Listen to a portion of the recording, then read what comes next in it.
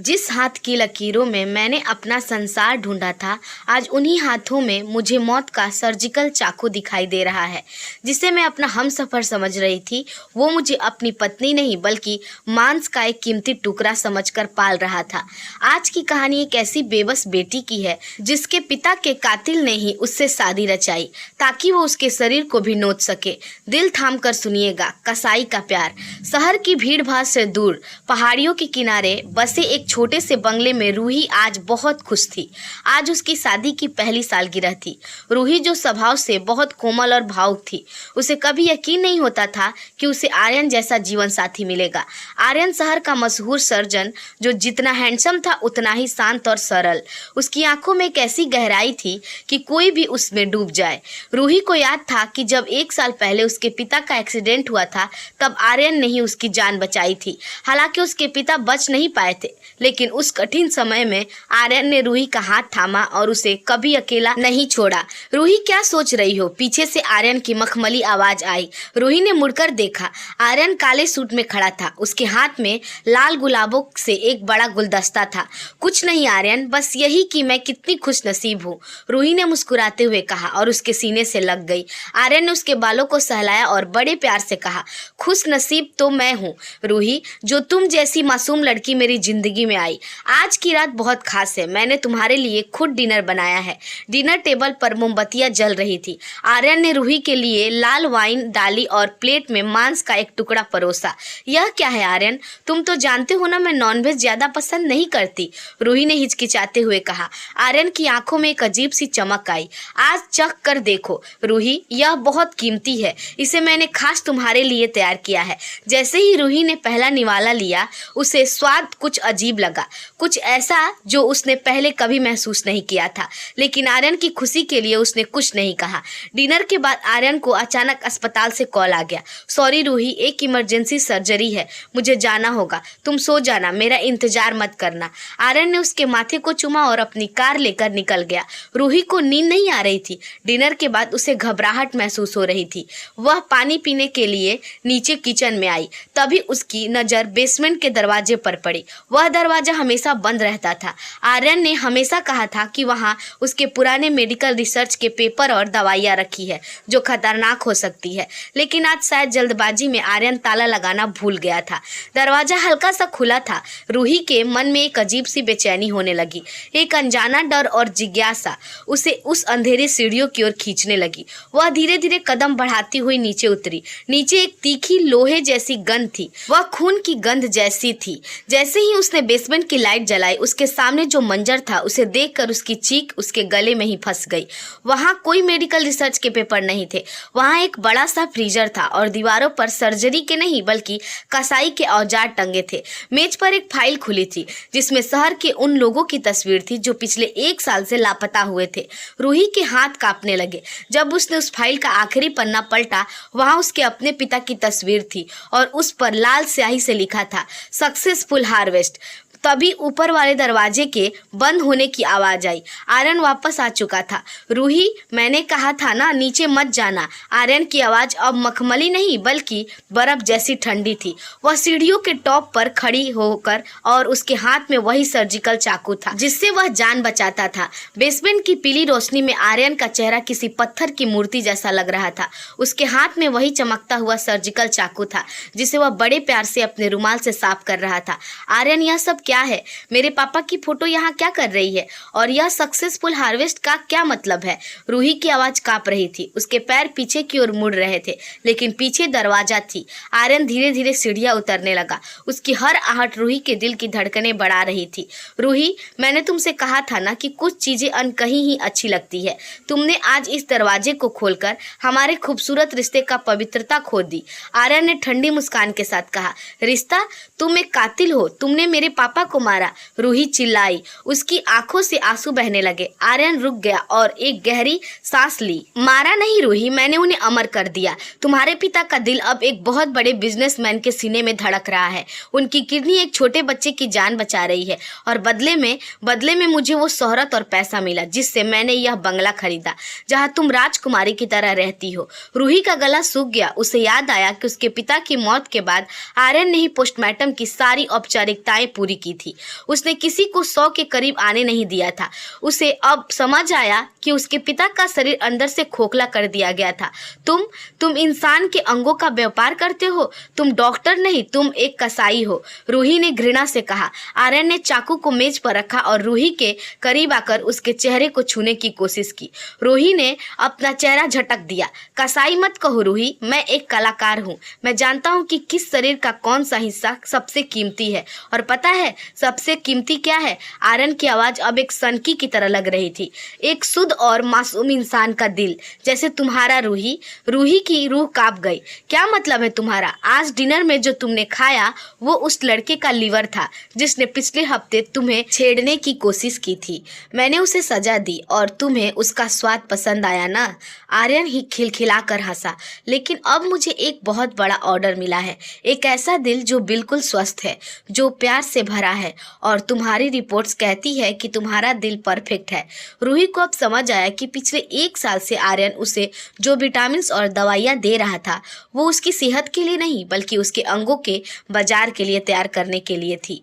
उसने उसे अपनी पत्नी नहीं बल्कि एक फसल की तरह पाला था जिसे आज वह काटने वाला था। रूही ने अपनी पूरी ताकत बटोरी और मेज पर रखा एक भारी कांच का जार आर्यन के सिर पर दे मारा। आर्यन लड़खड़ाया। रूही बिना पीछे देखे सीढ़ियों की तरफ भागी। ऊपर पहुंचकर उसने बेसमेंट का दरवाजा बाहर से लॉक करने की कोशिश की, लेकिन आर्यन ने अपनी हाथ दरवाजे के बीच में फंसा दिया। उसकी उंगलियां दरवाजे में दब गई, लेकिन उसने उफ तक नहीं कही। उसने पूरी ताकत लगा के दरवाजा धक्का दिया और बाहर निकल आया। रूही हॉल की तरफ भागी। उसका फोन सोफे पर पड़ा था। उसने फोन उठाना चाहा, लेकिन आर्यन ने पीछे से उसके बाल पकड़कर उसे जमीन पर पटक दिया। भागने की कोशिश मत करो रूही, मैंने तुम्हें बहुत प्यार से सहेजा है। मैं नहीं चाहता कि तुम्हारे कीमती शरीर पर एक भी खरोच आए, वरना क्लाइंट पैसे काट लेगा। आर्यन ने उसके ऊपर बैठते हुए उसके गले को दबाना शुरू किया। रूही का दम घुटने लगा। उसकी आंखों के सामने अंधेरा छा रहा था। तभी उसकी नजर पास पड़ी एक भारी पीतल की मूर्ति पर पड़ी। उसने अपनी आखिरी जान लगाकर उस मूर्ति को उठाया और आर्यन के कान के पास दे मारा। आर्यन कराहते हुए दूर गिरा। रूही लड़खड़ाते हुए उठी और मुख्य दरवाजे की तरफ भागी। उसने दरवाजा खोला और अंधेरी रात में जंगल की तरफ भागने लगी। पीछे से उसे आर्यन की दहाड़ सुनाई दे रही थी। रूही, तुम कहीं नहीं जा सकती। यह जंगल मेरा है, यह मेरा घर है और तुम भी मेरी हो। भागते भागते रूही की सांसें फूल रही थी। तभी उसे सड़क पर एक पुलिस जीप की हेडलाइट दिखी। उसने हाथ हिलाकर पुलिस जीप को रोका। जीप रुकी और उसमें से एक इंस्पेक्टर बाहर निकला। बचाइए मुझे, बचाइए, मेरा पति वो सबको मार डालता है। रूही रोते हुए इंस्पेक्टर के पैरों में गिर गई। इंस्पेक्टर ने उसे सहारा देकर उठाया और मुस्कुराते हुए कहा, शांत हो जाइए मैडम, डॉक्टर आर्यन ने हमें पहले ही फोन कर दिया था कि उनकी मानसिक रूप से बीमार पत्नी घर से भाग गई है। चलिए हम आपको घर छोड़ देते हैं। रूही का खून जम गया। उसने इंस्पेक्टर की वर्दी की नेम प्लेट देखी। उस पर वही सरनेम लिखा था जो उस बिजनेसमैन का था जिसे आर्यन ने उसके पिता का दिल दिया था। इंस्पेक्टर की उन ठंडी आंखों और उसके चेहरे पर छाई उस कुटिल मुस्कान ने रूही के अंदर की बची कुची उम्मीद भी खत्म कर दिया। वह समझ गई कि यह कोई इत्तेफाक नहीं था। आर्यन ने इस शहर के कानून को अपनी तिजोरी में बंद कर रखा था। नहीं, आप गलत समझ रहे हैं, मैं पागल नहीं हूँ, वह कातिल है। रूही चिल्लाई और जीप से पीछे हटने लगी, लेकिन इंस्पेक्टर ने मजबूती से उसकी कलाई पकड़ ली। मैडम, डॉक्टर साहब शहर के बड़े आदमी हैं, उन्होंने कहा है कि आपको इलाज की सख्त जरूरत है। चलिए चुपचाप बैठिए वरना हमें सख्ती करनी पड़ेगी। तभी अंधेरे से आर्यन की कार की हेडलाइट्स चमकती हुई दिखाई दी। आर्यन कार से बाहर निकला। उसके चेहरे पर अब कोई गुस्सा नहीं था बल्कि एक शिकारी की जीत वाली चमक थी। वह धीमे कदमों से रूही के पास आया और बड़े प्यार से उसके गालों पर हाथ रखा। रूही, देखो, तुमने इंस्पेक्टर साहब को कितनी तकलीफ दी। तुम्हें पता है ना, इस हालत में तुम्हारा बाहर घूमना तुम्हारी सेहत के लिए ठीक नहीं है। आर्यन ने बहुत ही शांत लहजे में कहा। रूही ने इंस्पेक्टर की तरफ देखा जो अब आर्यन को सर कहकर सलाम कर रहा था। रूही को एहसास हुआ कि वह पूरी तरह गिर चुकी है। आर्यन ने उसे खींचकर अपनी कार की पिछली सीट पर बिठाया और खुद ड्राइविंग सीट पर बैठ गया। रास्ते भर आर्यन खामोश रहा, बस रेडियो पर एक पुराना शास्त्रीय सॉन्ग सुनता रहा जो उस खौफनाक माहौल को और भी डरावना बना रहा था। जब वे घर पहुंचा तो आर्यन ने रूही को घसीटते हुए सीधे उसी बेसमेंट में ले जाकर एक लोहे की कुर्सी पर बिठा दिया और उसके हाथ पैर जंजीरों से जकड़ दिए। अब यहाँ कोई तुम्हें डिस्टर्ब नहीं करेगा। आर्यन ने दीवार पर टंगे एक बड़े से सर्जिकल आरे को उतारते हुए में कहा। तुम ऐसा क्यों कर रहे हो आर्यन? क्या तुम्हें मुझसे कभी प्यार नहीं था? रूही ने सुबकते हुए पूछा। आर्यन रुका और उसकी आंखों में झांका। प्यार? रूही, प्यार तो उन लोगों के लिए होता है जिनके पास जज्बात होते हैं। मेरे लिए तुम एक निवेश थी, लेकिन तुमने भागने की कोशिश करके मेरा नुकसान कर दिया। जिस क्लाइंट को तुम्हारा दिल चाहिए था वह कल सुबह की फ्लाइट से शहर आ रहा है। तब तक मुझे तुम्हें फ्रेश रखना होगा। आर्यन ने इंजेक्शन लगाया और रूही की बाह में लगा दिया। यह तुम्हें सुलाएगा नहीं, बस तुम्हारे शरीर को लकवा मार देगा। तुम सब देखोगी, सब सुनोगी, लेकिन हिल नहीं पाओगी। जैसे ही दवा ने असर शुरू किया, रूही का शरीर पत्थर जैसा भारी होने लगा। वह चीखना चाहती थी पर उसकी जुबान ने साथ छोड़ दिया था। आर्यन ने बेसमेंट के कोने में रखे कंप्यूटर को चालू किया। स्क्रीन पर कई चेहरे चल रहे थे, नेताओं के, बड़े अफसरों के और यहाँ तक कि कुछ जजों के भी। देख रही हो, यह मेरा साम्राज्य है, हर कोई यहाँ बिकता है, आर्यन गर्व से बोला। तभी बेसमेंट का फोन बजा। आर्यन ने स्पीकर ऑन किया। दूसरी तरफ से एक भारी और डरावनी आवाज आई। डॉक्टर, माल तैयार है, हमें सुबह 4 बजे तक डिलीवरी चाहिए। अगर देरी हुई तो जानते हो ना। आर्यन का चेहरा थोड़ा पीला पड़ा। जी सर, माल तैयार है, बस कुछ आखिरी टेस्ट बाकी है। फोन कटते ही आर्यन घबराया हुआ सा लगा। उसने पागलों की तरह अलमारी से कुछ फाइलें निकालनी शुरू की। रूही ने गौर किया कि आर्यन जितना निडर दिख रहा था, वह खुद भी किसी बहुत बड़ी ताकत के दबाव में था। अचानक घर की लाइटें गुल हो गई। पूरे बंगले में सन्नाटा छा गया। आर्यन ठिठक गया। यह क्या बकवास है? बैकअप क्यों नहीं चला? तभी ऊपर के फ्लोर से किसी के चलने की आवाज आई, भारी जूतों की आहट। आर्यन ने अपना चाकू उठाया और सीढ़ियों की तरफ बढ़ा। इंस्पेक्टर, क्या तुम ऊपर हो? कोई जवाब नहीं आया। अचानक बेसमेंट के दरवाजे से एक जोर का धमाका हुआ और एक काला साया अंदर दाखिल हुआ। वह पुलिस नहीं थी, वह कोई और था, जिसके हाथ में काला बैग था।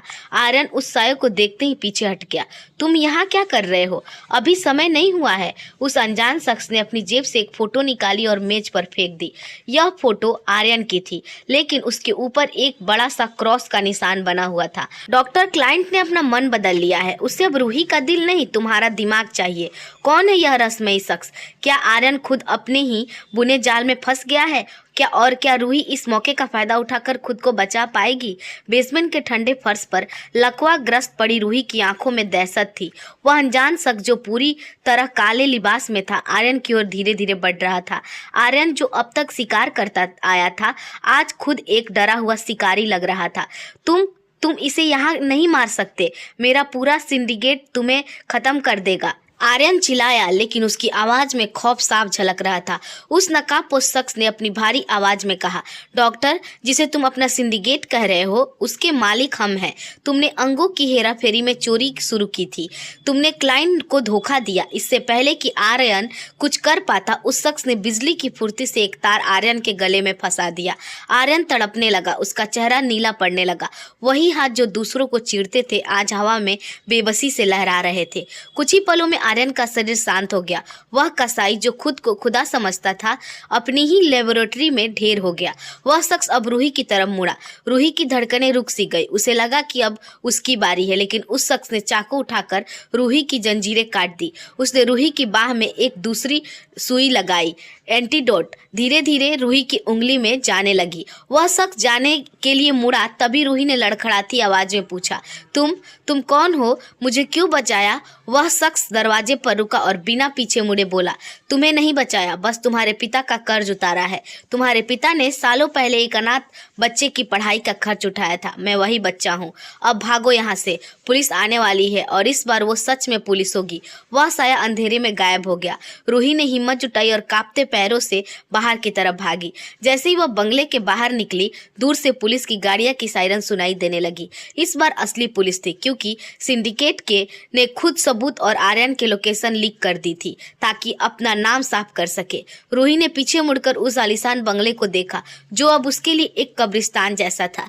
उसने चैन की सांस ली। आर्यन का अंत हो चुका था, लेकिन उसके पिता का दिया हुआ संस्कार और एक अनजान इंसान की वफादारी ने आज उसकी जान बचा ली थी। सुबह की पहली किरण के साथ रूही उस खौफनाक याद को पीछे छोड़कर एक नई और सुरक्षित दुनिया की ओर कदम बढ़ा रही थी। दोस्तों, उम्मीद है आपको हमारी कहानी ये अच्छी लगी होगी। अगर हमारी कहानी आपको पसंद आई हो तो हमारे वीडियो को लाइक और चैनल को सब्सक्राइब जरूर कीजिएगा। धन्यवाद।